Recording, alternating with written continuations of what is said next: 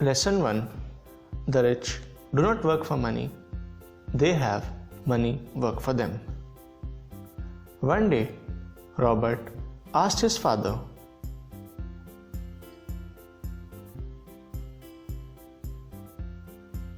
to which his father replied,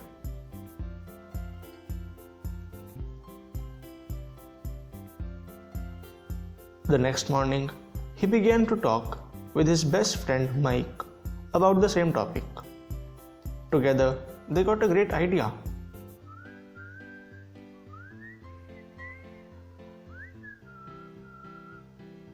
Here, counterfeit means fake, and nickel is an old terminology used for coins. Thus, counterfeit nickel meant fake coins.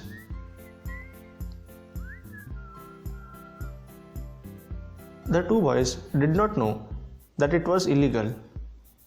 When they began practicing it, they were told by Robert's dad that it was illegal. He also told them that they should ask Mike's dad on how to become rich, as their common banker was always praising his dad's financial IQ.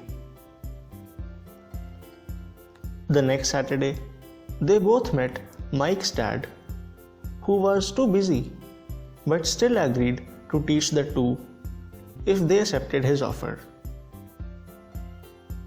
which was they had to clean the goods in one of the Super 8s at 10 cents per hour for 3 hours on each Saturday. Robert had a softball game that evening, but he chose to learn rather than play. 3 weeks had gone, but Robert had not even seen the rich dad.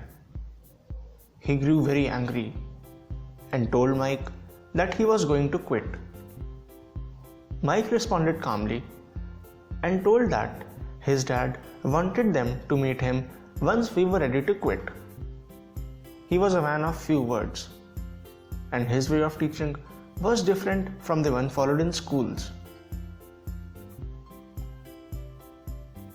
Robert was to complain the rich dad that he had cheated him.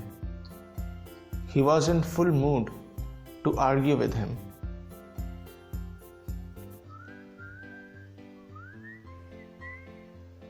On listening to all his statements, Rich Dad smiled and began his first lesson. Rich Dad said, "If you want me to teach like in schools, it will be no less than a joke. Life does not teach you that way. It pushes you around. If you learn a lesson, you grow into a wealthy and a wise man. If you don't, you will spend your whole life blaming a job, a low pay, or will blame your boss for your problems. If you want to learn something, you have to change yourselves. It's the easiest choice you can make. Expecting someone else to change is a foolish thing to do." Robert understood a little bit, but he also complained of a lower wage and told that he wanted to quit. To this, the rich dad told him, "I am glad that you are angry, but quitting and finding a new job that pays better is the easiest option here. Even most people choose that, thinking that more money would solve their problems. In most cases, it won't. More money only pushes you to more debt. Your dad earns a good salary, still has bills and debt to pay, just because of his mindset that he believes in working for money, whereas the rich have money work for them." The thing to be understood from their conversation is,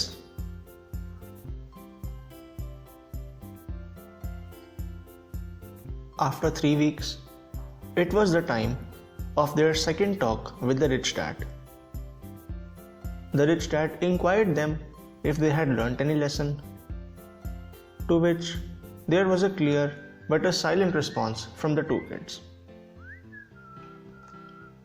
The rich dad told them, "You better start thinking. If you understand the lessons, you will live a life of financial security. If you don't, you will spend a life on that paycheck, a 3-week vacation, and a pension, which you get after living a life of no risk, no excitement." Rich Dad wanted them to not have a price. He said, "It's the setting of a price when emotions take on the thoughts, and that is the moment when the poor mindset starts developing." The rich dad's teachings slowly began to be clear.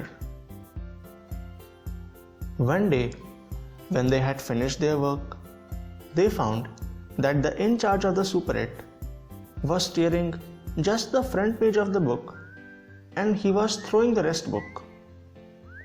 This gave them a brilliant idea. They took the left part of the book and decided to open a library in the empty basement of Mike's house. The librarian was Mike's hardworking sister, who would charge the children 10 cents for a comic that they could read for 3 hours. With this source of income, they earned almost $10 in 3 months.